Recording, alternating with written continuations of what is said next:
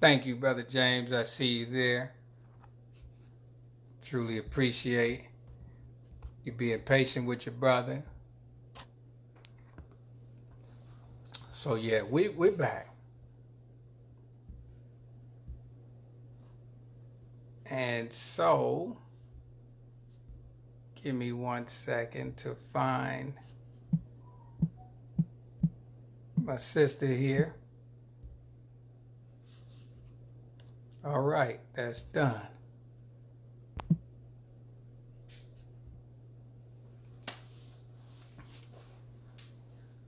So, Black Lives Matter. We're waiting for her to join.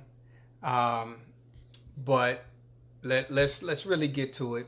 And we're we're behind. I mean, me personally, I don't mind. You know, I don't mind the hours wait. I mean, going in another hour, perfectly fine with that. But she's coming on Yay! See, it worked. And I got to show my shirt. See my shirt? Look at this shirt. Now, show him the shirt again, Mark. So wait a minute. Now now it's on me. I gotta make sure my volume is up. But this is good. Yes, Miss Sharon, look at God. That's right. Please continue to like and share this as well. We want to get this out because this is just one of 4 parts, okay? And it is. Wait a minute, Brandon. Let me grab my. We really I'm gonna grab my AirPods so I can hear you better. I got you. We really want to open some things up. And Sister Barbara, I think it is a very proper conversation. When we look in our community, and there's some things that I want to discuss, and these were things that came from my mind, and came out of a discussion. For those who missed it and are just joining us, there's what I said. Excuse me. At the of this broadcast was born out of a conversation that my wife and I had sitting at the kitchen table. And I want to say we talked for probably about 5 hours, man, 5 or 6 hours sitting at the kitchen table. The sun was up, I'll say that. And it was probably close about 11 p.m. when we finally, said, oh. And so it was a conversation that I'm bringing Sister Maryam back in. Man, it was a conversation that was just like wow, man. It was so mind opening and eye opening for me as a man. And so, I saw you there, Ma. I don't know what happened to you. But okay, I got you back in. But what was so powerful was how deep the response was, and okay. I'm sorry, Maryam. I don't know what's going on, but it's like, oh, it's saying you're not answering. Okay, so but let me get back to my point, because what was so key, right, was it was her answers, to things that we think are simple. And some of this stuff, and let me tell you about, sometimes we don't take into consideration that when they're probably almost every wife would probably love to be a stay-at-home wife. Not that she doesn't want to work or that women are lazy. It's the complete opposite of that. Especially when you have children in the home.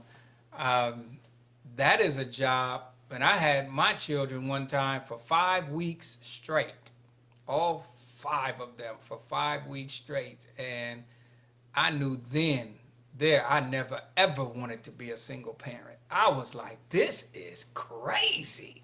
You know, and I was like, man, there was one brother who I knew was a single parent. I called him. I said, man, how do you do this? And he just laughed. He said, brother, you just do it. You know, and so in that, man, it was a hell of a thing, man. Let me say that. So, Mark, I'll wait for you to come back on, but I guess she has to log back in. But to understand, Black wives matter, and sometimes we like to do things, and I'm gonna point out some things socially, and I'm gonna just get into it because I'm gonna wait for Maryam to get on, and I'll let her give her piece. But there's some things, you know, that I do want to put out there.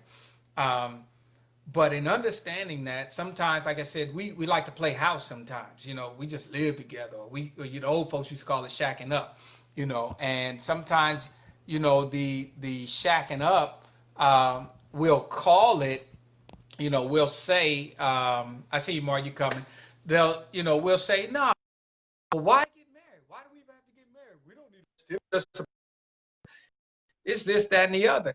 You know, a driver's license, we could say, is just a card that you keep in your wallet, but get pulled over without it. You know, try to identify yourself anywhere in the country or the world without this piece of what's considered identification. Mm-hmm. And you start to see it becomes valuable to you. You want to cash your check. If you have a payroll check and it's for $80,000 and you go to your bank where you've been banking for 20 years and you know these people know you, but they won't let you cash a check because you don't have an ID. Sometimes you can have an ID, and it's happened to me, and it has expired. It doesn't mean you're not the same person, but they still won't cash your check. Why is it that is important to you, that it matters to you to have a driver's license? It matters to you to have a state ID. All of that matters to you, but it doesn't matter to that woman to marry her. Yeah. You have children together. You live together. You have all of these other things that you say is more important, but that doesn't matter, you know. And when I talk to my wife about this, I begin to see how much it really matters. And women today are being made to feel thirsty because they want to do what God said. Get married, start a family, be fruitful and multiply. But what we've been doing, we've multiplied it and tried to be fruitful and figured out why we ended up with vegetables. Because you did it out of order. You start multiplying first. You didn't become fruitful. You didn't try to put yourself in a position that what the Honorable Louis Farrakhan said, he said, you have a good idea, put it into a woman. You didn't try to do that, brothers, many of us. But we wanted to go, we wanted to start the family, you know, parade the child around. We parade the woman around before she get pregnant. After she had a baby, then you don't want to be seen with her in public. How you think somebody feel like that, man? You know, these are things that we don't take into consideration when we talk about what a wife is versus a baby's mama versus a girlfriend. And where did this come from? That it's some sisters aspire to be a baby mama and they cool with that. Where did that come from? You know, we know it happened to us on the plantation, but if you tell somebody like that, man, you acting like a slave, they'll cuss you out. They'll cuss you out and they'll say, nah, I'm free. Can't no man tell me what to do. Well, that is what the baby's mama on the plantation told all the black men. You can't tell me what to do. Master tell me what to do. And sometimes it was Master's baby that he didn't took your wife. So in that instance, then it starts getting put into our DNA that, man, what difference do it make? Why do I need to care if a white man gonna just come in here and take it from me anyway? He giving her the jobs. And we start making these little sorry, I'm working on my profanity. We start making some very sorry excuses as men and talking about they getting all the good jobs. Well, you know, in some cases, it happens that the sisters do get jobs that the brothers don't get, that the brothers are qualified. Sometimes they may be more qualified. But she's going to apply for a job that another man created. What's your problem? When you going to be that type of man that you start creating jobs? to where your wife don't have to go fill out an application somewhere. See, they matter. Black wives matter, but we have to want to be a husband. Now, I'm not, that's a whole nother 4, 5, probably 10-part series. And I got some brothers that I want to bring on. Some have even counseled me in husbandry to make me understand how messed up that I had been as a husband, because I didn't understand how valuable it was for a wife to matter. I understood that I should have one, but that, do I understand that she matters? Do I understand that her feelings matter? Do I understand that her desires, her hopes, and her dreams matter? Matter cannot be destroyed. Let's remember that. Look at these words. It can only change shape or form. So the energy that's in matter, if she wants to go to school, if she wants to be a successful business person, she wants to be a doctor, she wants to be a lawyer, if she just wants to be the best housekeeper in the world, it matters. And so we have to understand how to bring that into fruition. You can't destroy it. It just changes shape or form. And when it changes shape and form, it can change it to a shape or form of negativity. And instead of you having heaven at home, you will catch hell, because the way that you molded and shaped that matter. And that is what her heart's desire. So, Juan, Yes. let's look at, and these are two figures, right? And it has nothing to do with their family, but just us in general and how we view it. And I look to see how many Black men raised hell about this, including myself, because I had to ask myself the same thing. Okay. When you look at our sister Sandra Bland, and we look at the video footage, and we sharing it all over social media, and we getting angry. Look at this, look at this. We want to inbox it and share it with everybody. But you're not doing nothing. You're just mad. And we know where the police department is. We know what city in Texas they are. We have their names. We'd go as far as to try to act like we real big and bold and put the man's picture and his face and his name and his address on social media. Yeah, I'm the big tough Black man. This the dude that arrested Sandra Bland. But you ain't went after him. You didn't go after him. You didn't go after the man that you think is really responsible for your sister's murder. Then we take our sister Breonna Taylor. What doesn't get a lot of publicity, and I agree, say her name, because her life matters. But she's one of many. But what don't get a lot of publicity is that she wasn't married, but she did have a man, her man, living in the house with her. And he fought. He shot back. He was arrested. They let him go. But there was a man there that said that she matters. Okay.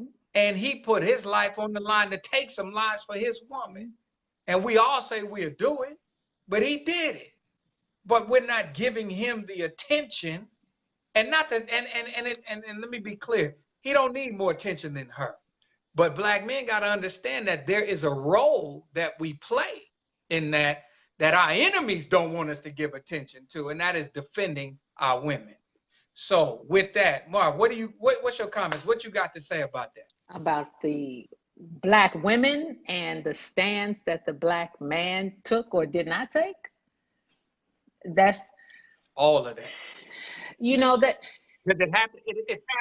It goes both ways, right? Sandra Bland has male members of her family, and this is not to bash any of them. I just want to be clear, but she had male members of her family. Now I don't know if they went after who they believe was responsible for her death or not, but some of us will say, "Man, you do this, I'm gonna go do this." We haven't heard any stories about anything happening to those people. You know, my mind is going to always go back to the condition of the Black man and the condition of the Black woman. We're not mentally, physically, spiritually in the condition we were in before we were brought over here. So you're talking about 400 years of a Black man being torn down, of a Black man having fear put in him when he was a baby, of a Black woman now having to switch roles, and now she's trying to defend her child. She's trying to defend her male child. She's trying to defend her husband. She's trying to protect him from this enemy that went on for hundreds of years. When now you have a Black man who his mindset is his protector is his woman, not he's her protector. So this enemy has done a job. He definitely has done a job on our men. And now you have our men trying to get back into their original nature. Understandable. Every man is not going to run out there just yet. Some of them are, some of these youth are running out there, and they're getting criticized by the older generation men who are not strong enough or who are not courageous enough to do what the young are doing. So they get upset and they say, well, look at them, they looting, or they burning this, or they do. Yeah, they have anger. However, they have the courage to express their dissatisfaction. They need guidance in that. So yesterday, I'm watching in Kenosha, I'm watching the burning down of the buildings and the looting because a Black man gets shot 7 times in his back in front of his children. What is that putting into the mind of the child, that this enemy is going to shoot my father in front of me? Now, if there's a son sitting in that vehicle, what kind of fear does it put in him that he just watched his father gunned down? The same kind of fear that it put in them when they watched Black men being torn apart by horses, when they were walking down the street and you see a Black man burned hanging from a tree. It's the same mentality. The difference is these young people ain't having it no more. They're not afraid. That's right. They just need guidance in their anger. And they're in their anger, they're exposed to the injustice of this world. So as I'm watching the video and I'm seeing Black men coming out of Family Dollar with Pampers, what does that say? You're coming out, he didn't come up out of there with something, some socks or some you know what I'm saying? Some snacks. He went and got some Pampers. Give the Black man credit for trying. This young generation, they're trying. Now, our generation, yeah, we got to be smacked around a little bit. We got, you know, some of us, we ain't where we're supposed to be, but the younger generation ain't worried about it. They moving us out the way. So as a Black woman, do I want to be protected by my Black man? Absolutely. Absolutely, I do. As you mentioned earlier that my husband, I've been married to my husband for 22 years. One thing that attracted me to him was the way he secures the Honorable Minister Louis Farrakhan and the way I see him secure his wife. So the message I always talk to women about is, don't complain about the man that you settled for. Did you take the time to do your homework, or did you allow your hormones to now run you and you find yourself in a bed with somebody you don't want to be with for the rest of your life? So you spend moments of pleasure for a lifelong lesson of pain. That's not necessary. It's not necessary. Have I always made the right choice in my life? No, absolutely not. My husband was the right choice, but he wasn't the first choice. Go ahead. So I've been down that path of pain. I know what that feels like. I know what it feels like to allow your hormones to lead. I know what it feels like you see somebody and you like, oh my God, he's so cute, or he like me, or you even are willing to be number 2 because you know he already has a number 1. So we have to stop putting ourselves in a position that's less than that which the God came to give to us. We deserve to be put back on the pedestal he created us to be on. If it takes time, take your time. Take your time. My husband liked me for 3 years before we started courting. 3 years. Okay? Because oh my God, you're mean. I was tired of being hurt. I was tired of being hurt by men. And I was just like, okay, you know what, I see what you're doing. Everybody say you're a good man, but you're gonna have to work, because I did too many times I didn't make the man work. This time he was gonna work. So like that's how I felt. Oh my God. And for y'all who know who her husband is, y'all know this is wrong. Because Y'all know that this he's a brother. good man. He really is. He's a He very is. solid brother, man. He's a a very good brother. protector. And in all of my experiences with him, he's never ever made me feel like he would never be a brother to me. That's right. Not one That's time. right. That's He right. always makes me feel, and I still believe this about him. If he's angry with me, or if he is in disagreement with me, he doesn't have a problem expressing that to me.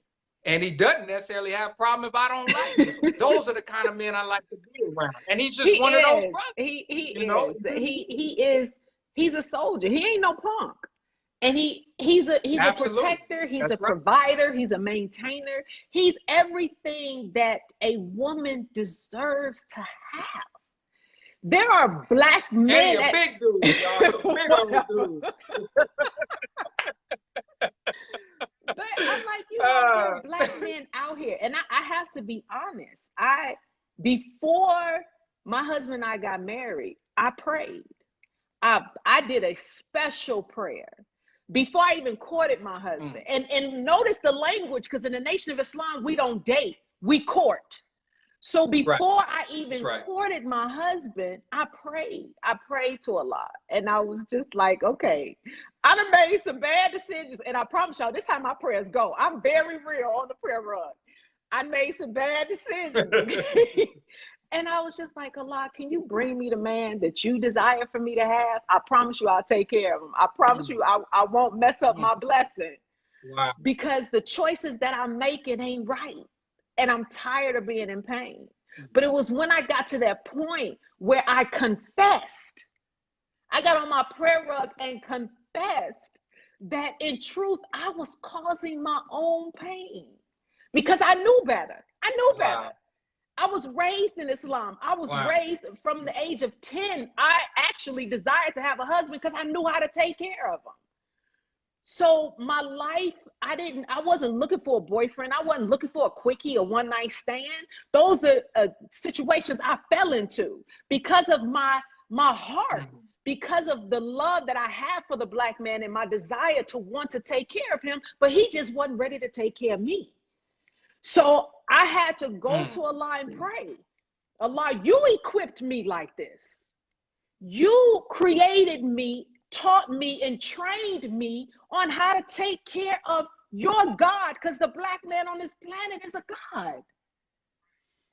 And I waited, and it did not take long. So I don't have the kind of story people, these fairy tale stories. Oh my God, I fell in love with him. It didn't happen like that. It literally just happened, okay? It just happened. Before I knew it, I was walking down the aisle saying I do.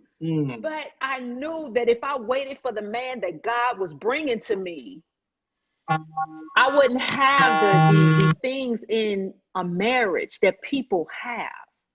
I knew what I would have in my marriage would be what Allah desired for me to have.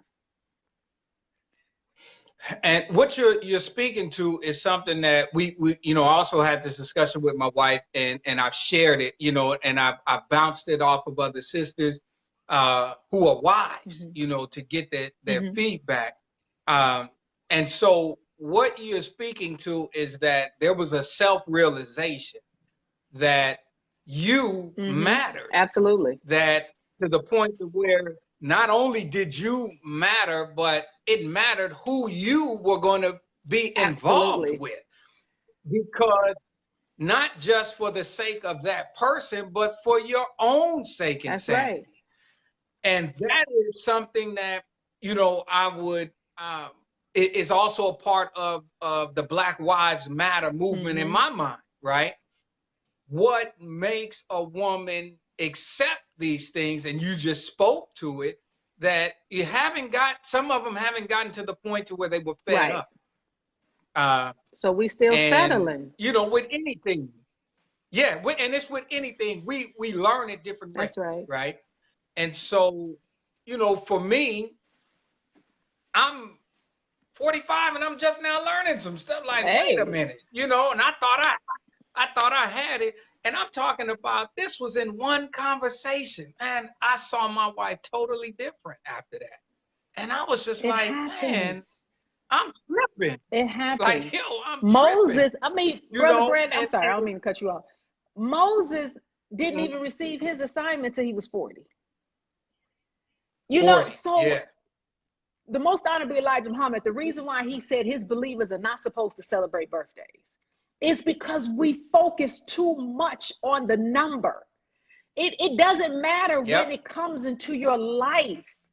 Thank God that it came, okay? Thank God that it arrived. Yeah.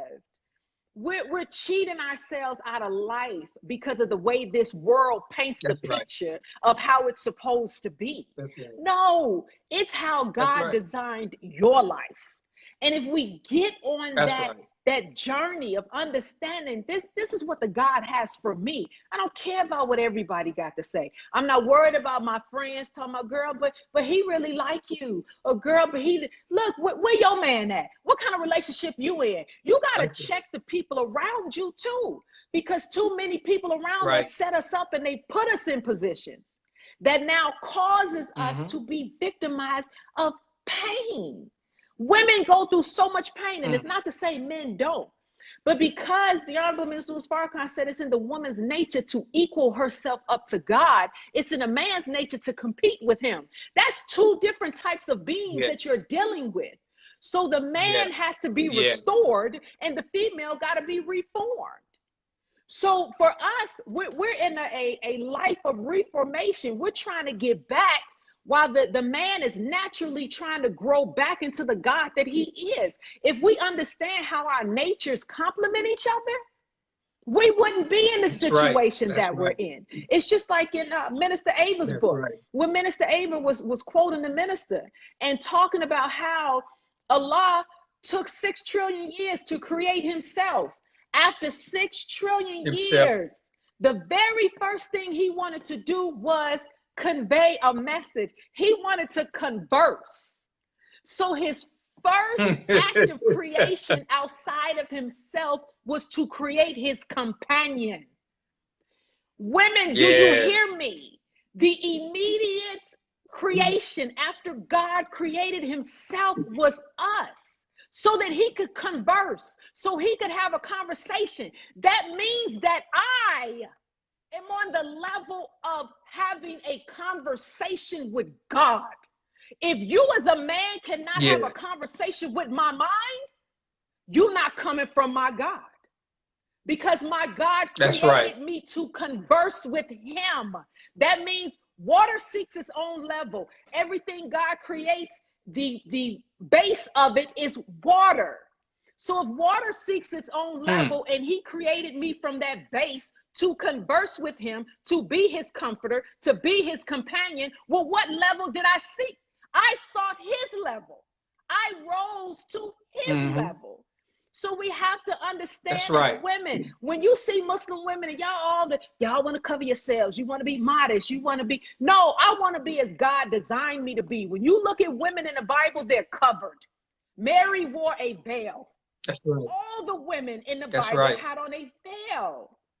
So instead, but we don't criticize our Christian sisters. We go after them because they're our sisters. No. It's just a title that divides us, right. but they're our sisters. But they got to understand that this enemy took your clothes off. You didn't. You didn't do that to yourself. This enemy did that to you to expose you to the world, because when they go to war and they win you, they call you their booty. And they want the world to know what they booty look like. White women ain't always dressing like that. When we start taking our clothes off, they start putting theirs on. Look at their celebrities and look at ours. You got a white Cardi B out there? I'm being real. Because, I mean, think about it. Beyonce brought out Black is King, and then here come Cardi B with the WAP. That ain't coincidental. They was trying to remind us, Beyonce told you where you came from, but nigga, I'm going to tell you where I brought you to. So here's a reminder. This is where you're supposed to be. That's right. And you know, I'm glad you brought that up, because, you know, Cardi B is a wife, right? And a mother. She's married.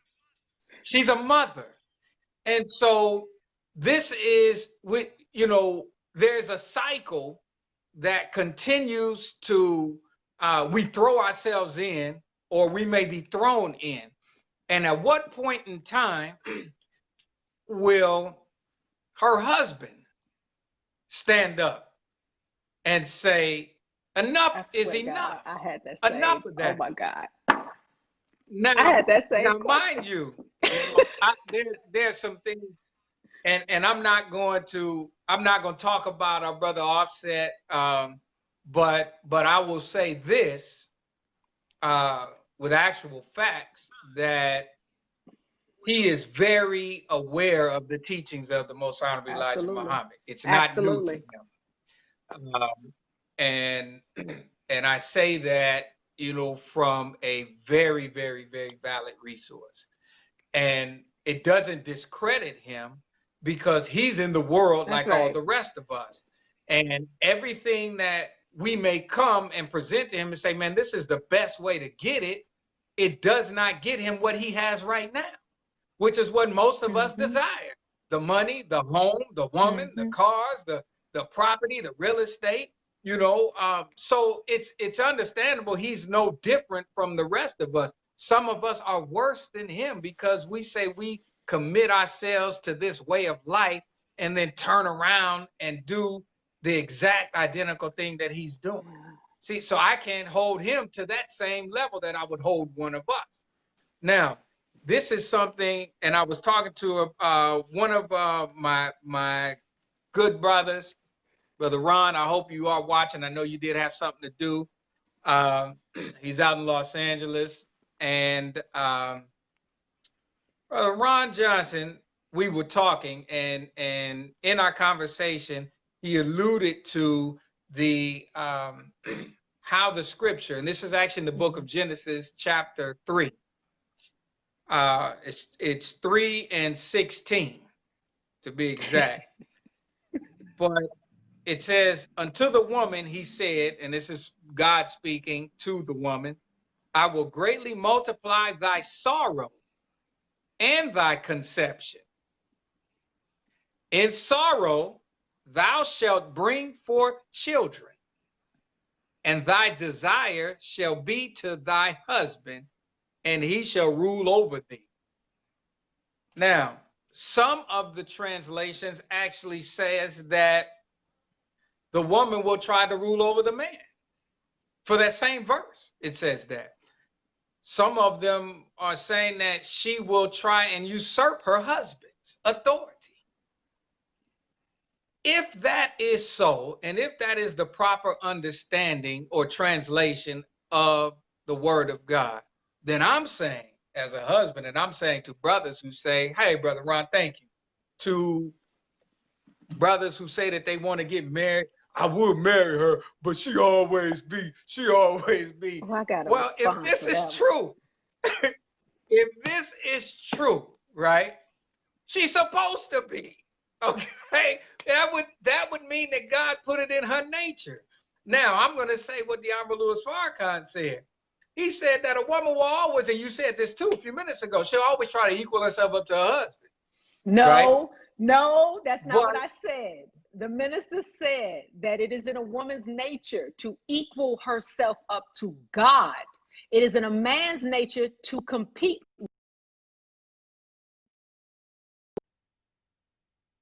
Equaling ourselves to the supreme being.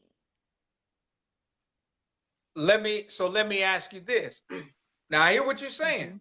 Now, I'm gonna give it a different vantage point. If in fact that a woman is trying to equal herself up to the supreme being, that means above her husband. Where's the arguing coming from if he's trying to do the He same does thing? it. It's See, not his nature. no, let me finish. Okay. Let me finish. His nature is the nature of God, and as hers. But the Holy Quran tells us that the woman is or the female is 1 degree beneath the man. You know I was gonna bring that up. And I'm new. No. But I don't see. I think men misunderstand that, right? I think we think that gives us this great vision and, yeah, see, I am the better thinker, and that's bull, because that's not the case, right? Since I love the way Sister Ava put it. She says you draw circles 360 degrees. She says find 359 degrees on it. Man, you can't. You understand? So in that, it's like, brother, stop trying to find where you are above her. Now, here is a little more meat on the bone for that. So I've heard brothers saying, I've said it myself, man, ain't never satisfied. One brother, he cracks me up. He says, my wife got an automatic reset button. Like, I can go buy her a whole living room full of brand new furniture this week, and next week it's like, man, you don't never take out the trash, and she back in his backside, right? And so we were laughing about it.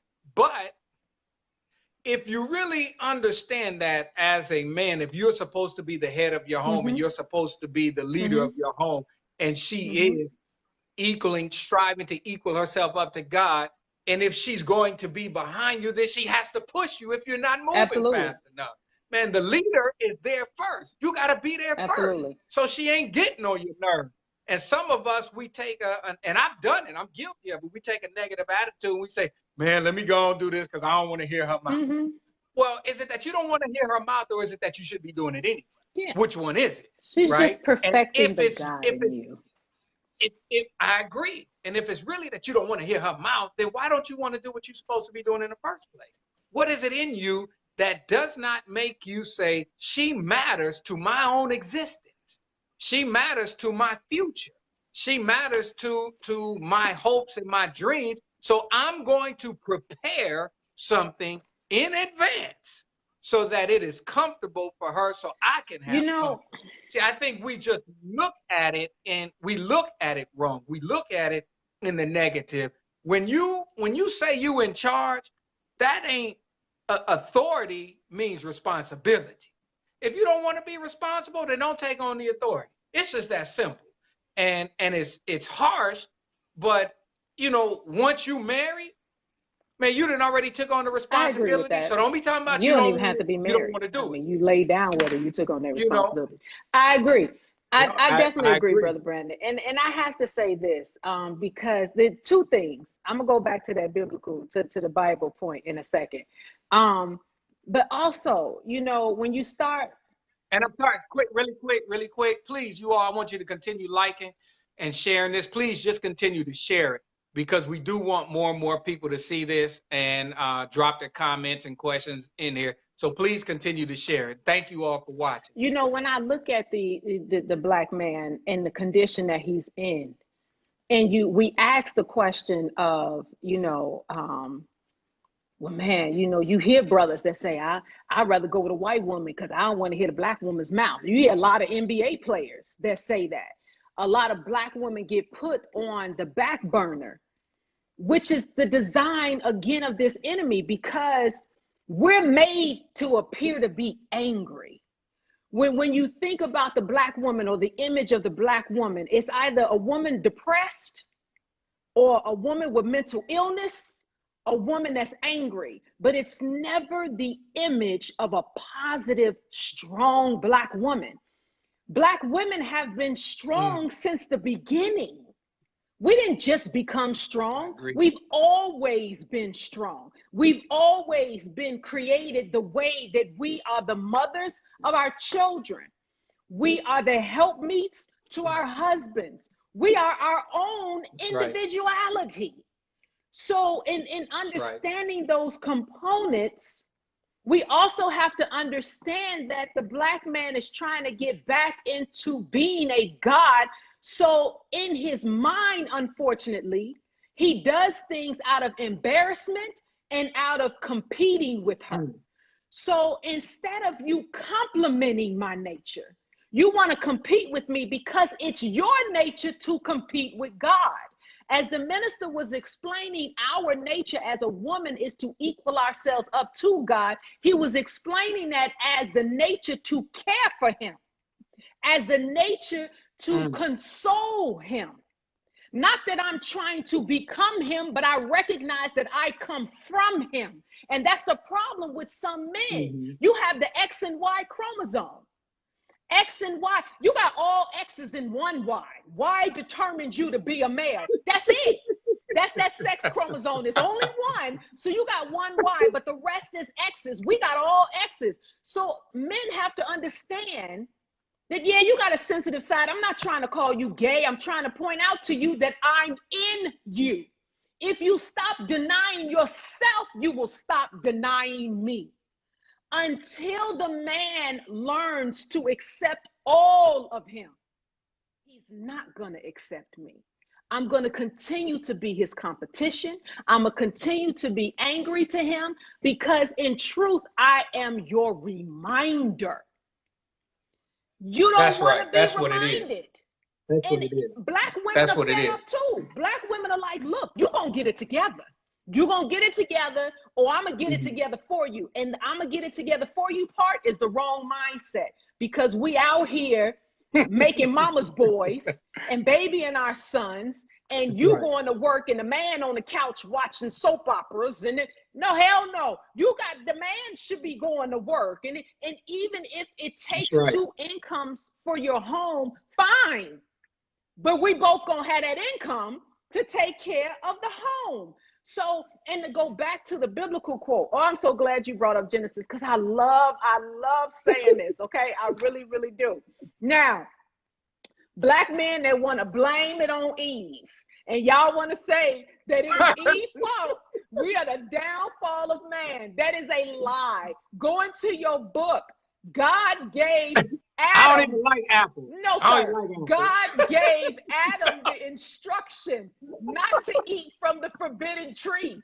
If you look at the Bible, the woman was created 2 verses later. We weren't even there. That was a conversation with God and Adam. So my question to the men becomes the same thing that you asking, Brother Brandon. First of all, where were you at to pass on the instruction to me that God said don't eat from this tree? And secondly, where were you at to protect me from the serpent that whispered into my ear? Because if my man was there, that serpent would have never whispered into my ear. I'm just saying, I need that to be told for the record. It's not Eve's fault, okay? It's not Eve's fault. Now, the question that you asked about the scripture, of course, goes back to the minister explaining that in our 25,000 year history, of course, we know our history is written in a 25,000 year cycle. Every 25,000 years is a new Adam.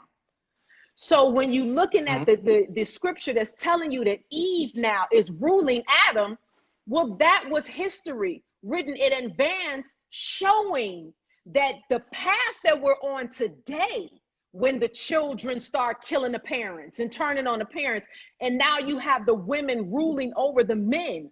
Well, that's what the Adam of today created. That's the environment he created. So you have black women in the home. Like, I constantly have to remind my cousin, you know, her husband, like I try to counsel them as much as I can, give them marriage counsel. I love them, but I have to tell my cousin, look, I know you, we from the same bloodline. And I know when that man say that your voice is heavier than his, when I know my husband has asked me, who am I talking to? I know it's in you. I know he ain't lying. You cannot sound stronger than the man in your home. So if you have a strong voice like mine, first of all, you can't marry a man that has a soft one, okay? Because that strong voice is going to come out. And you don't want your voice to be stronger than his. See, I studied myself and I understood. I couldn't marry a punk. I couldn't marry a weak man. It wouldn't have happened. I would have ruled him. I needed a man that could tell me, sit down somewhere. Who are you talking to? I mean, like, I promise you, because, you know, Brandon, you know me, you know my background, and I was a thug. And I needed the balance. I needed a man to balance the thug in me so I could find that I was feminine. And that's just real.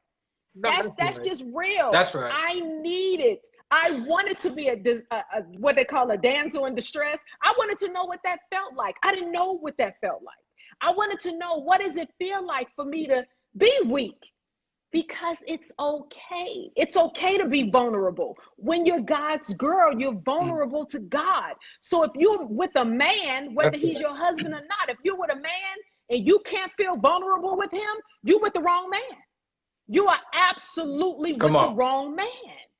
I'm like, when I go to sleep at night, I want to know that I'm next to a killer. Because I want to know if somebody comes through my window, my husband know we fighting together, but I know he gonna be the first one to get up. I can't be the first one to get up. Come on. These are things that we have to be able to understand in order to get our communities back to where it's supposed to be. Don't beat up on the black man. He's been beaten up enough. He's been beat. Both the black man and the black woman are in pain. So we gotta heal and nurture each other back, because this enemy ain't gonna do it. He want to keep destroying us. No. That's why we keep dying. No. You know, and you bring up a good point. What about it is, about we do know. Oh, rebel yourself. What she letting that dude whisper at her for? What was all that? She wasn't even supposed to be over we can't there. do no show together. See, this is what. But look at the reality of this, though. Okay, there is a protection that you as an individual, as a woman, there is a level of self-protection that you have to have that's rooted in God. You have to have that. And sometimes in this world, we call them egos, right? Sometimes our egos get to going. And I posted maybe about a year or two ago, and I knew it was going to be a post in heavy rotation. But I said that, you know, if you think the male ego is bad, encounter the female ego. See, we don't have an ego, sir. Well, let me make my point. So it's I think the minister said this. He said the ego is the God within, the I, right? And so it has value, but it has misplaced value. And we give it more value than it should have. And so we put it where it shouldn't be. And so we end up with situations that we don't want and be mad about it. And we want to point the finger and blame. We all suffer from it, but it is a result of our condition as well. Now, to feel the vulnerability, right? It is not, it's not necessarily weakness, but it is a protection, and it is a security, and it is a strength to be able to, even as two men, it can, I don't care if it's two men, two women, if you work together, if you're related, whatever the case, in a relationship of two or more parties, at least one is in charge. That's just the nature of relationship. And so it doesn't make you weak if you step back and say, well, you're in charge, I'll let you handle it. That doesn't necessarily make you weak. What it should do is the one who's in charge should make them wise and humble, and understanding that hey, you know what, I should be very careful in my next movement. I don't know a woman that wants to be with a man that you out in the streets and some fools acting up, and he goes over, you know, and the man is talking crazy to her, and he says, "Girl, shut up and get in the car. You know, let's go. We don't know them." You know, it's like, hold up, bro. Wait a minute. You about to go home with her? You know, there was I'm trying to remember where I got this from, but I just read this yesterday. Somebody, Brother Khalil, I'm like, Brother Khalil, I hope you are watching in South Africa. Brother posted this, I think yesterday, day before yesterday.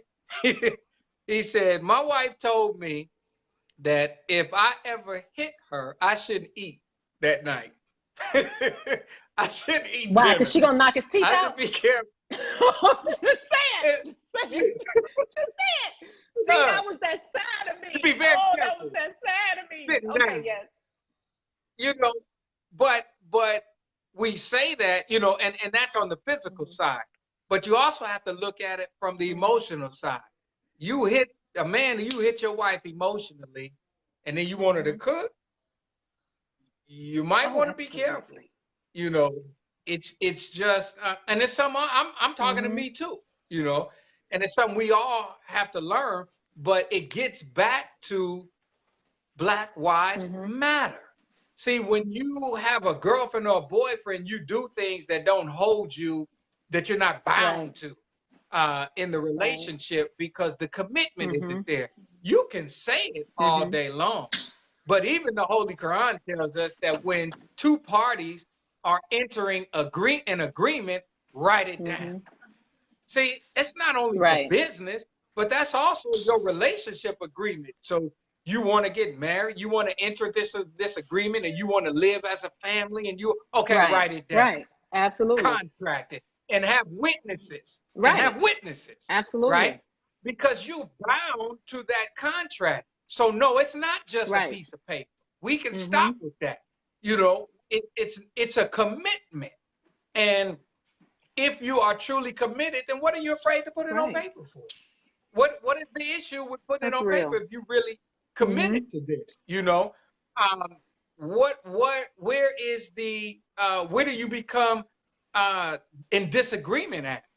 And so there are there have been issues right in my family where one family member was with a man living together. They've been together for years, and he ended up he was married, but he wasn't with his wife, and he ended up in a hospital, dying of a heart attack. Mm-hmm. And so while she's there with him, guess who shows up to the hospital? The wife. Now the live-in girlfriend who was in this committed relationship and he was committed to had zero response or zero authority to make any decisions anymore. She couldn't do a Mm-mm. thing. Not And even she enter the was room. the one who had been no, because the wife said, I don't Exactly. want her here. Exactly. See, and so here is the next line of questioning. In your understanding, what makes a woman not matter to that degree to which she says, I'm not doing this unless we are married? That why do some women give boyfriends husband treatment, and why do some men, well, I'll speak Okay. about men, but would you Um, why do some women do that? One, I mean, it's in a woman's nature. I mean, well, it's in the nature of the human being, period, to have a companion. The same, I always related to the same way the minister said that when Allah removed himself from amongst us, we've been on a journey of trying to find God. It's the same thing for the Mm, woman. When this enemy tore the black man from her side, she's been on the journey to find him again.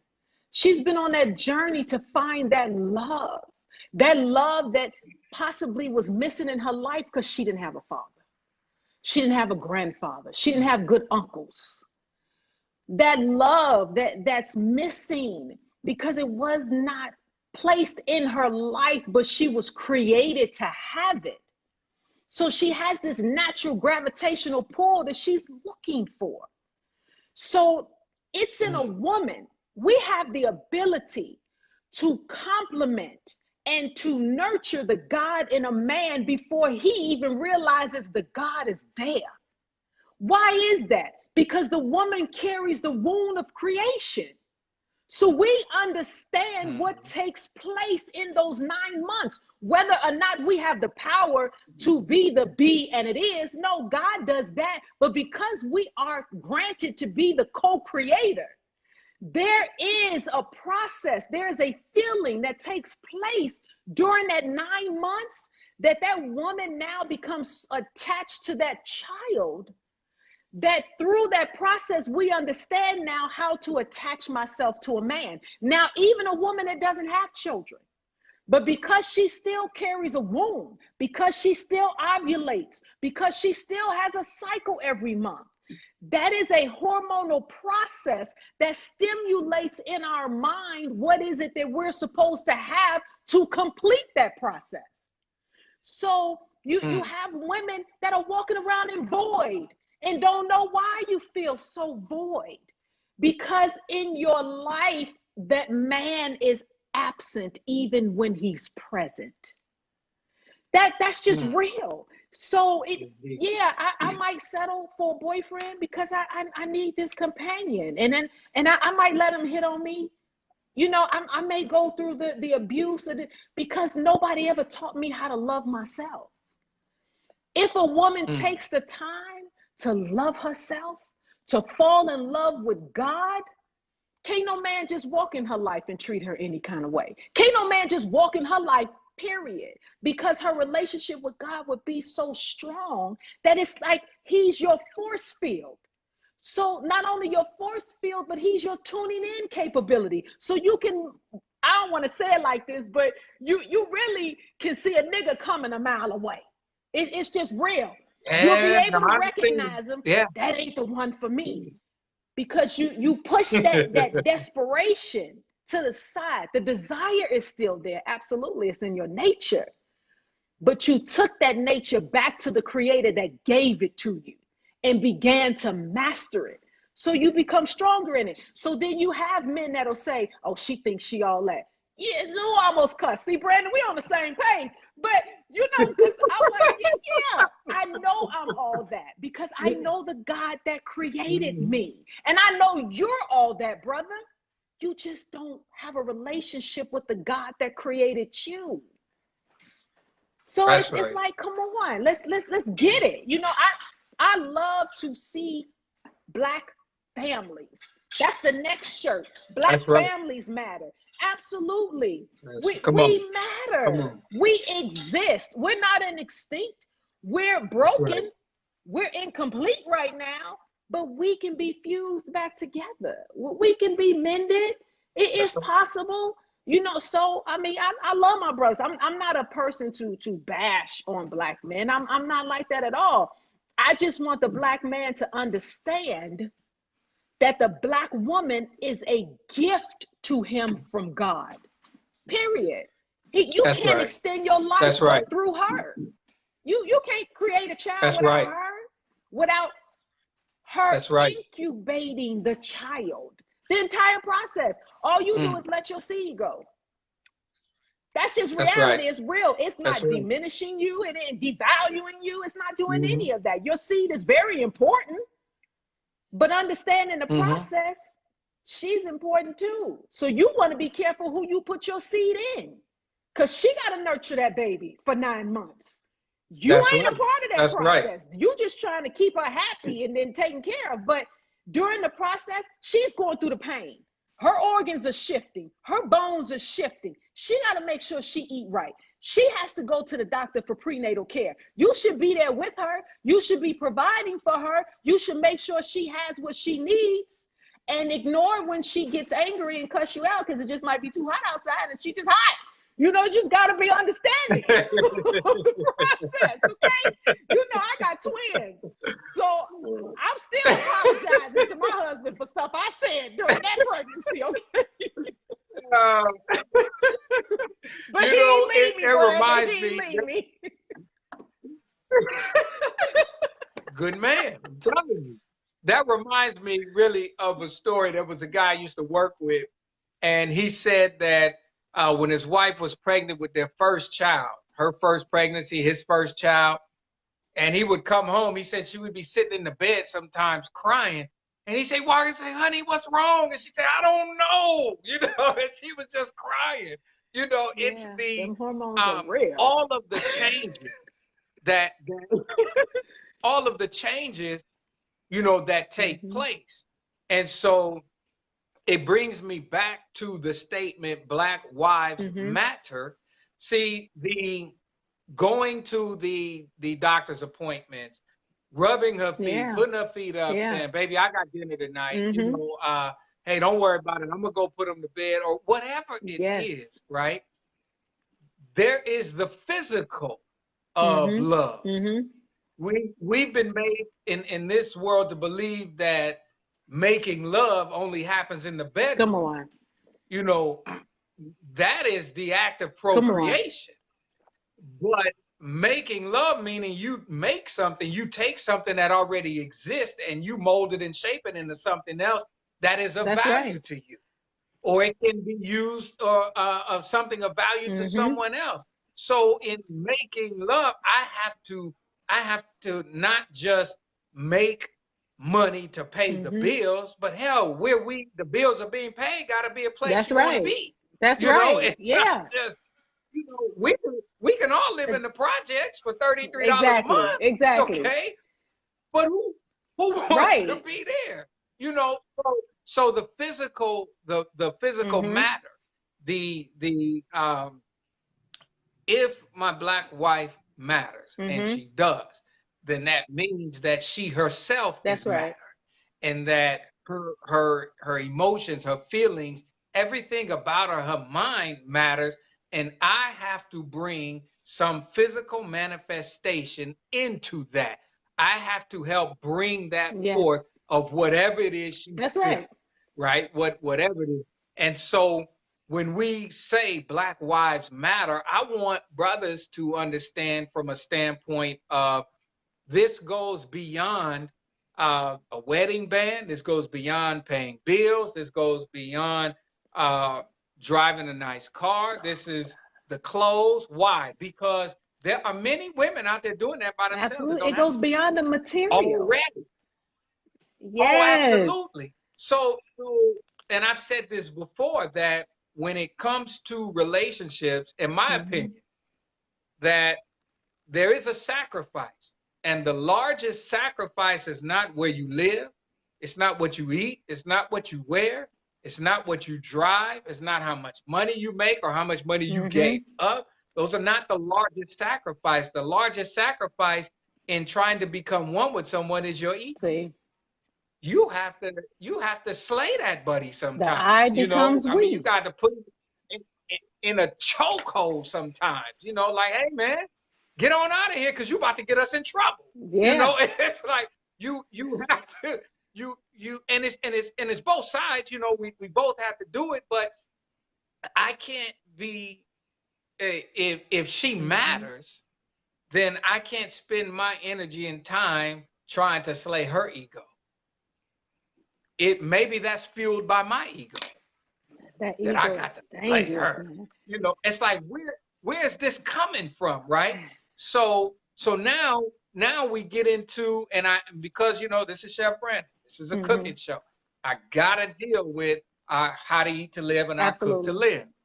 And so for the brothers who make babies and don't take care of them, or you leave her to raise your children by yourself, um, or it could be a child with a parent, the father has passed away, is Mm-hmm. deceased, but there are male members of the family. Mm-hmm.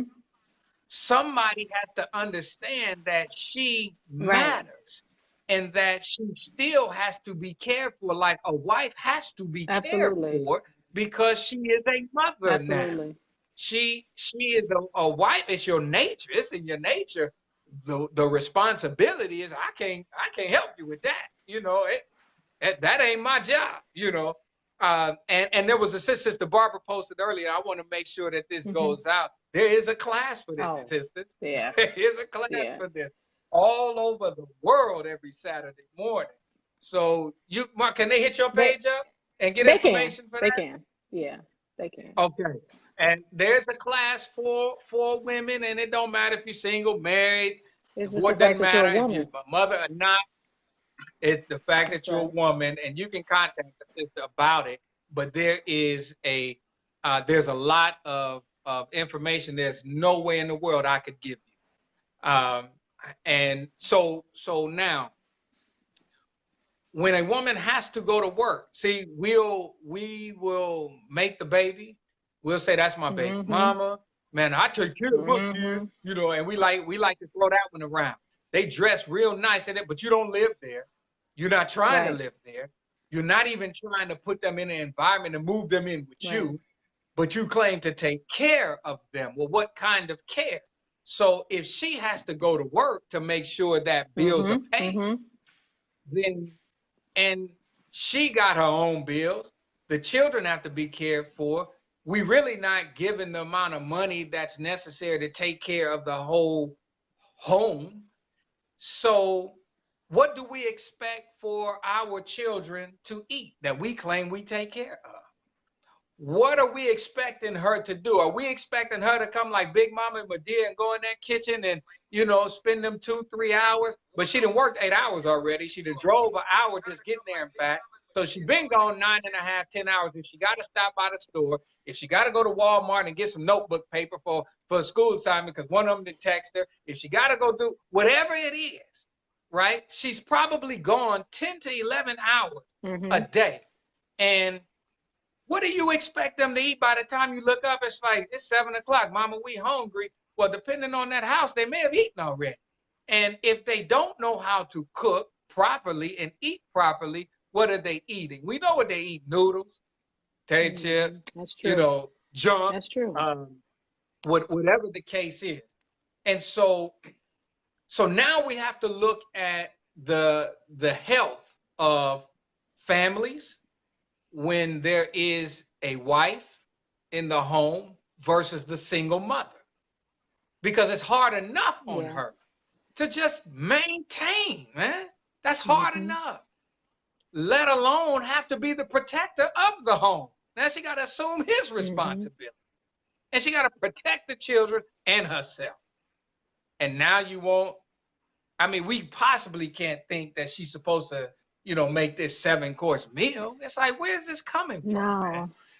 So now we're looking at the diet in our homes. So I asked the question, is the diet or the menu of a wife healthier than the menu of a baby mama or a single mother?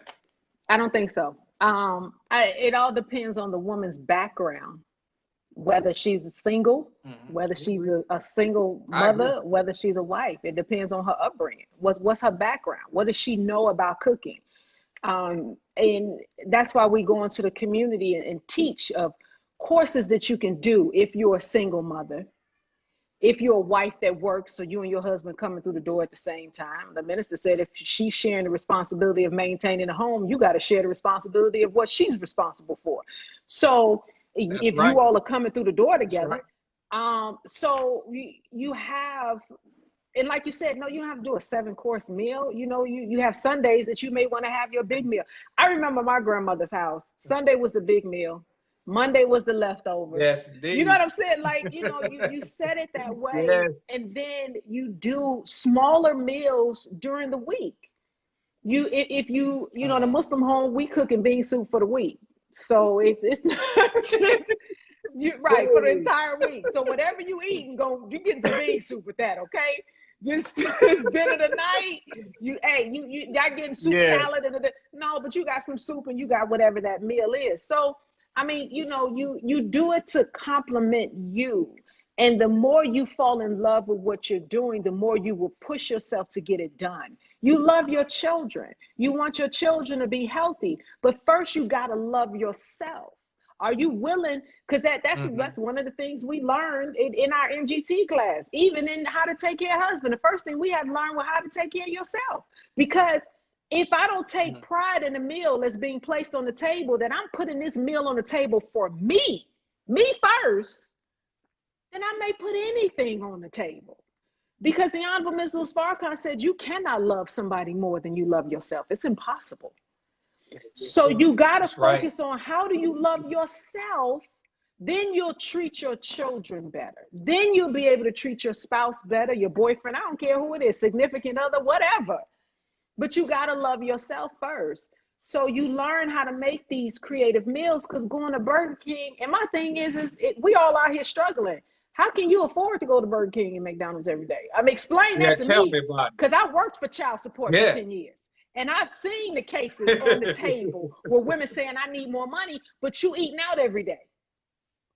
So are you taking the child support and feeding that baby Burger King? Don't do that. Do not do that. You and your offspring are worth more than that. So it's taking a moment. And if you have to sit down on Sunday and create your meal plan for the week, what am I going to cook? I remember you pointed out to me one time that how going grocery shopping, You know, you go grocery shopping and you make sure you already done planned whatever meal is going to be. Your wife done planned whatever the meal is going to be for the week. And when y'all go grocery shopping, you making sure you get those items that you need for that week. That's right. Stop going grocery shopping all willy-nilly. You just in the store buying That's stuff. right. You have no idea what you're going to cook, but you just buying stuff. Just stop doing that. We got to learn how to properly prepare, how to plan. Getting those skills back will take us a long way, not just with creating a meal, but you'll start planning your life. Everything that you do now, you start taking a moment, you'll become more organized. You'll master time management. It's just, we doing bad because we all over the place. We trying to do everything. So, and I do want to say to the women out there too, I mean, because my thing is, I'm not going to ask my husband to do anything that I'm supposed to do because he can't ask me to do anything that he's supposed to do. So now, my husband pays the mortgage. Maryam don't pay that mortgage. Maryam don't pay the light bill. Maryam don't even pay the gas bill. So I'm not going to say, even if we walking in the door together, I'm not going to tell him that he got to cook his own meal and then eat that meal on a paper plate. I never served my husband on a paper plate. Are you kidding me? He maintains the home. Maryam don't pay bills. I can't say that enough. I pay my car note because my husband said, you went and got the car. It's yours, okay? That's your note. And he's right. I went and got the car. So that's my note. But but that's something that goes back to how my husband was raised. Because from the beginning, my husband, now my thing was, I was raised the same way. Look, I'm not paying rent. I need you to understand I'm not. But he came to the table like, you'll never have to pay rent. That's the kind of man that he is. That's the kind of man the Black man is. He just got to know that he has that ability because this world just done beat him up so bad. But he has that ability to be able to maintain his home so that, you know, I understand that even my husband being a super soldier in the Nation of Islam, I still understand when he walks out the door, he got a world to face that's against him. So it's my job, and I take honor in that job, to console him, to make sure that he ask him how is his day going. And I'm not petty. You ain't asked me how my day was going. Who cares? Okay. And I don't mean that in a negative way, but what I mean is if you understand that as a woman, we already have dual roles. When it says when you teach a man, you teach an individual. When you teach a woman, you teach a nation. That statement alone gives you multiple hats as a female, but God created you to handle it. So yes, the man is the maintainer of the home, but if the woman is told she's the heaven, then who indirectly maintains that home? You maintain the spirit of the home. So we have to understand, I'm the mother, I'm the wife, I'm the self-care person. And because of the condition the Black man is in, I'm the woman that got to help restore my Black man. There's no Black man walking on this planet yet, outside of the Honorable Ms. Louis Farrakhan, who does not need to be restored in a way. So when you're dealing with, you know, your boyfriend or whomever, you trying to figure out who I'm going to be with, you got to be able to put on the table what you can handle and what you can't handle. And then you got to be able to say, okay, I can't handle this. Is this going to destroy me? Is it going to stimulate me in a way that if he can't help me come out this corner, I can't be with him? Because women do come with baggage. We do. We've been through a lot. So we have to heal so that the Black man can heal. A nation can rise no higher than its woman. The man can't go nowhere until the woman rises. And my grandmother used to always say, it's easier to pull a man in the right way than it is to pull a woman, because it goes back to the original statement. When you pull a man, you're pulling an individual. When you pull a woman, you're pulling an entire nation. That's a stronger tug. It's a stronger tug on her. It's more resistance. It's more you're going to get the lip back and you're going to get all of that start coming out. It does, because You get get the all of head that. roll You and get all of that. Just make sure you don't get the grits, okay? You don't want no hot grits. You don't want none of that. You know, but I have to yeah. honestly say, I do, as a black wife, my husband, in my humble opinion, assist in making sure that I understand that I matter, even when he doesn't know he's doing it. And I say it like that because, like I said, every man has faults. Every man has weaknesses. We don't have a perfect marriage. We've argued, we've disagreed, but 22 years in this, we're still here. Even if you gotta, for a minute, look, I'm going out of town with the girls for the weekend. I need a break. I need a break. But I really, and I believe in that because my husband travels with the Honorable Ms. Louis Farrakhan. I know that was a cushion in my marriage. I've never been a needy woman, never. And I think that my independency hurt me a little because my posture has always been, you ain't got to do it. I do it for myself. Don't even worry about it. I go get that myself because I'm the only child. So, and I grew up under a mother that she made it happen. When my father left her, she was making it happen. So my mindset, I get my grind on. I'm going to make it happen. But at the same time, I got to understand if I move too fast, then now I prevent him from growing. So sometimes as women, we do got to step back for a minute because the enemy didn't do a job on us in slowing down our minds because the enemy wanted to plant his seed in us to secure him in heaven, in the hereafter. So for the black man, he slowed him down a little bit.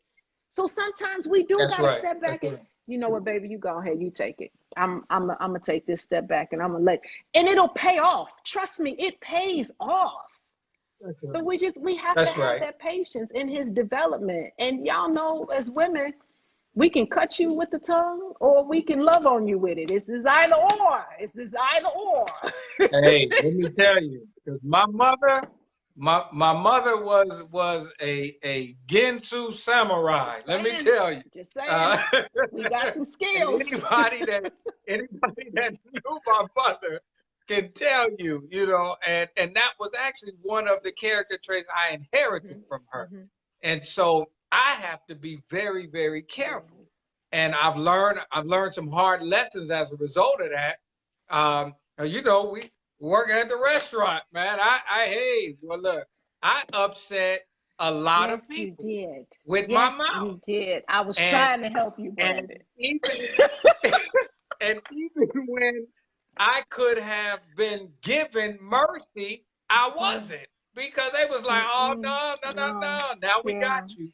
And they had me, it was like, no, we got you, And so it was like, it's a lesson in the proper use of the tools, that we have. That's right. So we can either build each other up or cut each other down. Now, and now we're closing up because we're at 9 o'clock. We got started late. Thank you all again. I really appreciate this. Appreciate you all for watching. As always, I enjoy talking to my sister, period, because it's always this type of conversation. And just like you all heard in the beginning, she act a fool. She can't have her way. I'm the only child. I'm spoiled. Okay. But it's always been a good exchange.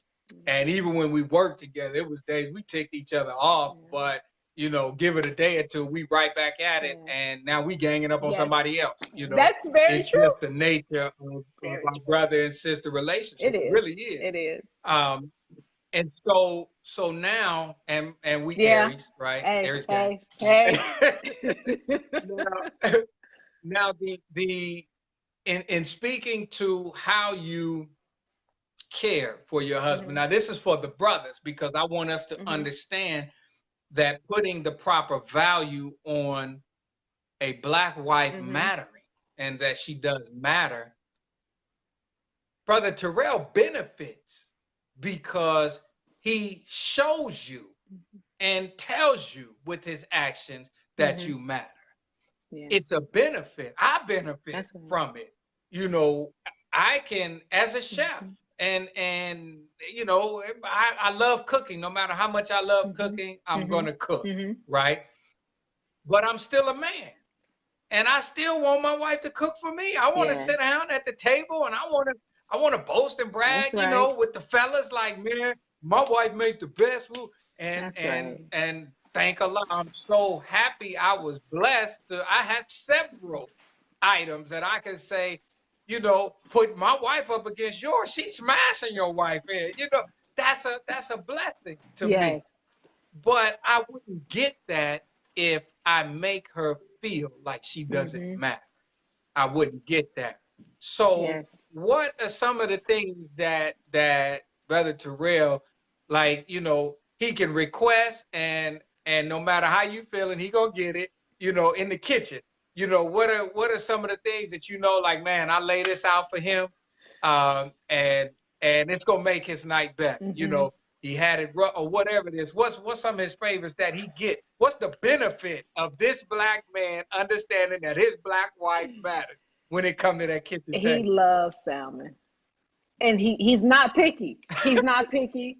He And can he does. hey, he loves salmon. He don't care. You know, he's not the kind to be like, I don't like it prepared like this, or I don't like it prepared like that. He actually is very easy to please. But he loves salmon. He loves lasagna. You know, he loves some types of foods that I'll tell him, no, you can't have that. You can It's not good. Okay, it's not good for you. He loves fries. But, however, but you know, My brother.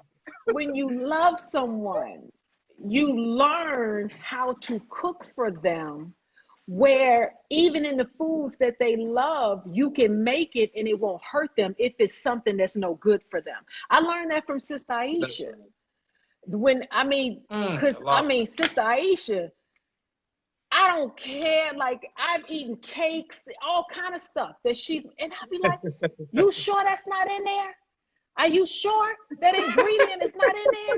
And she's like, I'm like, can you send me the recipe? Show me how to make that. So, but I'm asking her how to make it, honestly, not for me, for him, because I'm Mm. concerned about his health. If he starts gaining too much weight, if he start borderlining in this or that, now I'm kicking in as that scientist in the kitchen, Yeah, where you don't go into that's right. depression because you cannot have. And my father pointed that out to me. He told me that when I was Mm. little, if you learn how to cook things that people say, you know, you eat too much of this, you become a diabetic, too much sugar, or this gonna raise your blood pressure. If you learn how to cook those meals in a way where it doesn't lead to that, then you won't suffer in the long end. But if you marry somebody who was raised like that, off of that type of food, and now it causes them to go down a path where now they develop those diseases, then you learn how to make the same dish with an ingredient that will make him think he's eating the same thing, but he's not. It's That's more right. healthy. When you love somebody, you take the time to learn those things. And even yourself, if That's you right. develop something, or you got to learn, like, I'm not giving up chocolate. I refuse. I'm not giving up chocolate. So Hey, I'm like, that's a if my negative. doctor ever said it, I'm gonna be in the kitchen trying to figure out how to make me some chocolate. Hey, Mark, I'm trying to figure out how to grow the cacao plant. All right, I'm telling you, I didn't watch 100 YouTube videos. Like, man, I gotta That's grow that right. right there. I need Absolutely. that. You know, I really, It's in my yeah. I'm survival I'm kit. with I gotta have chocolate. I gotta have chocolate. Okay, I gotta have chocolate. But you know, you. so Yeah, but because my husband works so hard, see, he gets, in my opinion, I feel like Terrell gets the double whammy of the extra care and the extra love, and because of how he serves the Honorable Minister Louis Farrakhan. So because of his service to him, he gets mm, anything from me. Because of that go alone, ahead. because I'm like, I benefit from that too. I'm That's not a right. selfish type of a person. It's not all about me. But as long as you're not mistreating me. See, if you're in a relationship and a man starts to mistreat you and you start tasting your food, it don't taste right. Because her anger is in her emotions, is in the food. She just threw it together. Right. She didn't care. So you got to be able to understand that what you give is very critical to what you're going to receive back. Now, I tell brothers the same thing. If you are giving and she ain't giving back right, you with the wrong female. I mean, it goes both ways. It really does, because you have men out there who have the mindset that they have because they was in a bad relationship with a female. And you'll have men that will say, man, I did all of that. And I gave her this and I provided for her like this. And she turned around and did me like this. So why should I turn around? Why should I do this for another woman? He got to be healed from that situation. He need auditing. That's why I say the black man and the black woman got to work together. Black husbands matter too. They're out there. They're definitely out there. That's right. And some of them are just quicker to propose to a white woman because white women keep their mouths closed. But yeah. So they say. Exactly. So, exactly. But, this is that, as always, thank you. I mean, I really appreciate it. It's not just the information, but your spirit is always the same. And to continue to, I really intend to push this agenda. Black Lives Matter. And when that is said, I want to be clear. I'm not only talking about Black women who are married, because some of you will be married at some point. Some of you have been married, and we still don't always treat you right. And so if we understand that, just as my sister, as my cousin, as my auntie, as my neighbor, you matter. You matter. And we have to take a stance that, I remember when I was in college one time, this brother said, somebody said to him about, man, why you always calling, you call every sister in here your queen. He said, because all of them are my queen. He said, they are my queen, every single one of them. And so he was trying to convey that, hey, man, I don't care that I'm not in this intimate relationship with her, but she deserves to be treated a certain way because she is a Black woman. The thought I just had when you said that is, just reminding me of what marriage is. So I might not have a man in my home. I might not have one. But if I got God, see, that's your first marriage. That's your first union. Marriage is just a union between two. So if you have that union with God, you are a wife. You are a wife. You don't have to have a man in your home to be a wife. Black women matter, period. You matter, period. That's it. And that is what I wish that if I could convey anything as a man who did not treat every woman I encountered with properly, if I could convey to you that even in my mistake, in my errors, that you are so much more valuable than I may have treated you. And that whatever I engaged with you in, if it was unrighteous, then you're not unrighteous. You are better than that, and you do not have to do that. There's a standard that I wish all of our sisters would hold themselves to, a high standard.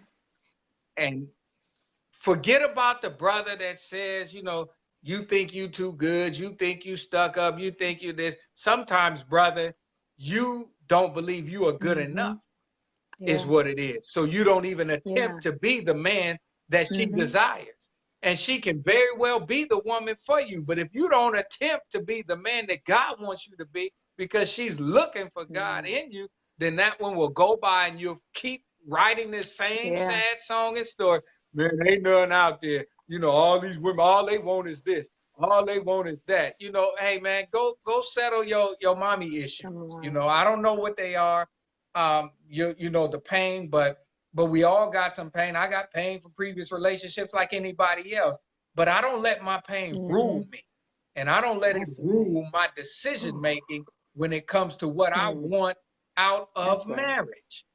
I don't just want to be a good man. I want to be what they say, a damn good man. I want to be a, I want to be an ideal husband that other husbands can say, man, I want to be like you. And when they look at me, I'm pointing them to the That's right. ideal husband that I'm looking to, which is the Honorable Minister Louis Mm-hmm. Farrakhan. That's who I look That's to. right. And I said this before, and I'll say it again. One of the strongest marital life lessons that I learned from him one day was in the parking lot of the apartment building. When we lived in Chicago, we stayed in Mother's building. And I was telling him I was getting ready to go ask her about some yard work out there. You know, I was just going to ask her if she was okay if I could do it, you Mm-hmm. know, and I wasn't going to charge her for it. And he said, brother, he said, yes, that would be nice. He said that would be good. And I went on further explaining, you know, some of the other things that I wanted. He said, yes, brother. He said, that would be good. And I said, yes, sir. You know, and when I got ready to leave him, I said, okay, I'm going to go ask her about it now. And he stopped me dead in my tracks. He said, brother, that's my wife. I said, it is good. That's right. So I don't have to go ask him. This is a man telling me, brother, I'm speaking for her. Right. This is a man who is being the leader in his home. This is a man who is stepping out ahead of his wife, saying, preparing a peaceful way for her. So when she comes back to the property, she sees it's already done. You know, See, that was a life lesson it for was. me. I learned that hey man, you go and do it already. If you just think she wants it done, if you think she'll be pleased with it, she probably will if you're paying attention. And go do it. Don't wait for her to have to ask you or complain about it.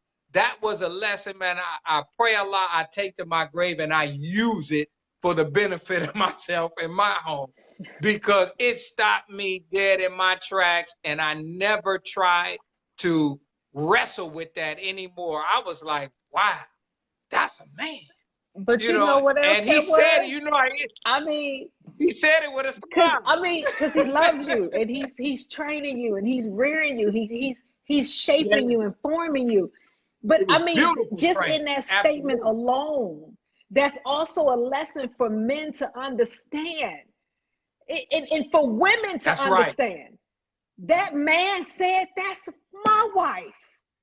So in other That's words, right. damn it, That's you right. ain't going to talk to my wife. We are That's right. men having a Absolutely. conversation. It's not your place to go have a Absolutely. conversation with my wife. You That's just right. talk to her husband. That's where it stops. I need men to understand that part of the principle because too many women be handling business on behalf of their husbands with other men. That's not That's your right. place. Then you be That's right. wondering why, That's right. man, hey, he just tried to hit on me. Or you was in a position you shouldn't have been in. That's right. Was that Eve whispering with that snake No, again? let me tell you. Because see, if Adam took the stance of the Honorable Mr. Farrakhan, Adam would have been in front of the snake. What you doing trying to talk to my wife? This is my wife I right here. agree. So what you got to say to her, you Yes, say to I me. agree. See, that's a man. And that That's right. makes That's right. women feel good. I remember we was at the salon one Right. day and there was a brother up in there acting a damn fool. He was acting a fool and he said something to me. And I called my husband. And before I knew it, my husband was up there, had the brother in a room, and whatever was taking place in that room is their business. But I know as a woman, to know that I have a husband that protected me from a man who tried to put his hands on me in a way, not sexually, but who actually was trying to aggress me like he was going to punch me. So I'm like, and to know that I have a husband that wasn't like, well, what you do? Or do you do? No, he didn't ask no questions. He showed up. That's right. He was right there Come on. to protect his wife. That's what That's we're right. looking for our men to do. We tired. Black women are Come on. tired of having to protect their homes. They're tired of having to That's protect right. themselves and having to protect the children. And you protecting their big mama is the mama of the block. Like you protecting the whole Yeah. block. You got the drug dealers. Now you telling the drug dealers, don't sell it on this corner. Well, where's That's the right. man That's right. to say don't sell That's it on the right. corner? The man, he's sitting in the car. That's right. He telling you be quiet. Yeah. You know he got a gun. You know he can shoot. And it's a bad look and training to give your son. Yes, To let your son tell your son, be quiet, don't say nothing. Stop weakening these boys like that. His nature is to protect his mother. He's going to do that. And if that means that he has to give his life to save the life of his mother, then he's doing what men do. That's right. That is a proud moment. That is a proud moment. And if he is backed by God in protecting his mother, then let God show out. Let God work. Because you don't know what the offender will do when he sees God. Exactly. Man, especially in this generation, because they don't talk too much no more. They're not like us. We might have a little conversation and want to talk about. They don't do that no more. So there's good and bad of both. But if the mothers, if you want your son to be a husband, a good husband, and you want him to treat his wife like she matters, then let him treat you like you matter. And that doesn't mean belittle him, beat up on him. That doesn't mean, when the police come, you have to jump out in front. Sometimes he just needs a little coaching in what to say and what not to say. But you got to let him stand up. You got to let him be a man. And if you don't have somebody to give him that type of training, go to NOI.org. There you go. Click, there's a button for location, right?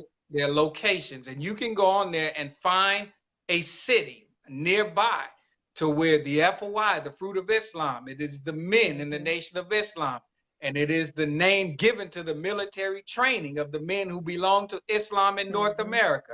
The Fruit of Islam. I don't say drop your son off. Let me back that up, because some of y'all trying to get rid of it. Yeah. But introduce your son to that training and get him around some men who want to help him, who love him, who will have his back. And he might come home and say he didn't like the way they talked to him. Well, if you baby him, I promise you, he's not going to like the way he talks to him. If you baby I'm going to say this and I'm done, because I know that you got to end the show. I'm going to say this, because when you was talking about sons, I got to say this. I was my firstborn, our oldest son. I was... And I meant to ask you about him, because I thought about him the other day, and I just thought he just has this sweet baby face, and I swear that boy can crush concrete. Literally, okay? When we rehabbed the house, he literally he tore the walls down, okay? With his hands. That boy's so strong. But we were in the gas station, and I went in the gas station, and this young man started acting a fool or whatever in the gas station. So Tahid is in the car. And so the guy's talking, so I walk around him, and I'm like, I ain't got time for this foolishness. So the guy heard me. So he's like, you ain't got time for this. You don't even know what's going on. I was like, look, you don't know me. Just go ahead, handle your business, and I'm going to handle mine.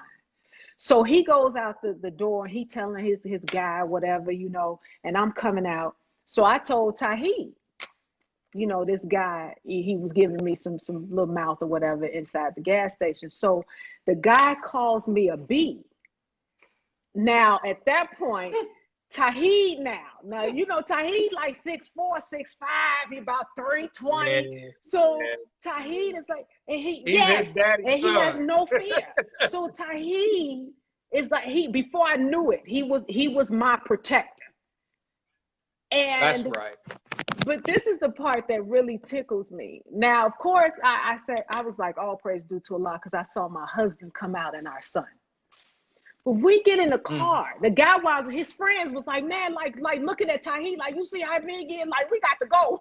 Dude, get in the car because we need to leave. So they put him in the car, tell him, shut up. His girl is like, you always do this everywhere we go. So they wound up driving off. So we drive off. So you know how the FOI trains their sons. You know what y'all do. So Tahir gets Terrell on the phone and he says, absolutely, let me tell you what mommy just did. I'm like, really? Really? He was like, Tahir was like, no, because you in the gas station. I don't know what's going on in there. I'm out here. What if he had a gun? What if something else would have happened? What if he would have jumped on you and I'm in the car? I can't help you. I'm out. He was angry because he wasn't there from the beginning. And that's what he was trying to make me see. And with his father on the phone, because he knew if he was right and I was wrong with his father on the phone, it wasn't much I could say. You gonna get in trouble. So I'm like, I just had to submit. So I'm just like, okay. But I also wanted Tahir to see his manhood coming out. I wanted him to see that development. We have to be able to give our sons accolades and award them when they do good, and when they gonna face a world that's beating them up. Just give them what they need and trust that God will protect your sons. Don't be fearful. We teaching our sons to be punks. We can't do that. We cannot do that. We have to teach them to be the man that God created them to be, and understand that when this enemy come up on him, he gonna come with the force of God because you put your faith in God. That's right. That's the key. That's right. As women ask me, so many black men are dying on the streets today. You got 3 sons. Are you afraid when they walk out your door? Nope. No, I'm not, because my faith is in Allah. Whatever he wills, my love and faith is so strong in him, I'm willing to accept whatever it is. My life and my death. That extends through me, through my children. Just die in the name of being a Muslim, not in some foolishness. You know, that is that is our mantra. That's right. You know, if we could say one of them. That, you know, when we die, we want to die the death of a Muslim. And what that means is one who is in submission to God's will. So for those who are watching, if you don't identify yourself as being a Muslim, don't let that spook you or interfere with the proper spirit, the righteous spirit. I'm sorry, we ain't the kind that blow ourselves up. We don't do the committing suicide thing. That ain't us. No, no. I haven't been to London yet to see Brother Abdul Hakim and them yet. So I would like to go there first. I know that's right. Before I get out of here. There's some things that I want to do. So and I'm not interested in the loud bangs anyway. So but no, not at all. But we are saying that when we die, or when we take our last breath, or when God calls us home, however you refer to it, we want to make sure that we are being right. You know, in the Muslim culture, what many of you may not know is that at the time of our death, if we are found in unrighteous activity, if I'm robbing you outside your driveway and you turn around and kill me, that in Islam we're taught that we can't give you we can't pray what's called a janazah prayer, which is a Muslim prayer that we give to the righteous, because when your life was taken, when God called you back, it was during unrighteous activity. That's right. No matter how much good you did prior to that. And so that brings shame to the family. That would bring shame to my children. That would bring shame to my wife, to my family, that no, we can't pray those prayers over him because he was robbing somebody and they drive. And so we don't want to be found doing anything, and we pray that none of you want to be found doing anything That's right. unrighteous or what we may consider sinful activity when you take your That's last right. breath. And so, again, Black Lives Matter. Where my shirt at? Continue to share. See my shirt. Brothers, please show your shirt. Y'all see that shirt? Black Yay! Lives Matter. Those shirts will become available soon. And that was just something that me and my wife wanted to give to Sister Maryam and her husband, Brother Terrell. And make sure my brother get his T-shirt. He all is. right? He's gonna get it, and he better wear it. All right. I'm sure he will. Yeah, absolutely. And I had no question about it, which was really, the thing about the idea. There was no question in my mind that my brother would support that, or that he already supports. Right. There's no question in my mind about it. That's right. And so again, Mark, thank you so much. Yes. We are definitely gonna have to do it again. Yes. But I have 3 other guests lined up. Good. And for the next one, and we did this on purpose, but our next episode, which will be every Tuesday. So our goal is to do this every Tuesday. It's supposed to be from 7 p.m. to 8 p.m. And I'm trying to keep it at an hour, y'all. I'm trying, but I don't know how I'm gonna do that, man. I'm gonna try.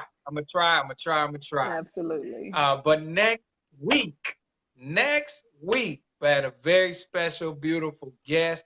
To all of you who may be in the Masonic lodges or the Order of the Eastern Star, you may already know this beautiful soul, particularly if you are a part of the Ancient and Accepted Scottish Rite Masonry organization.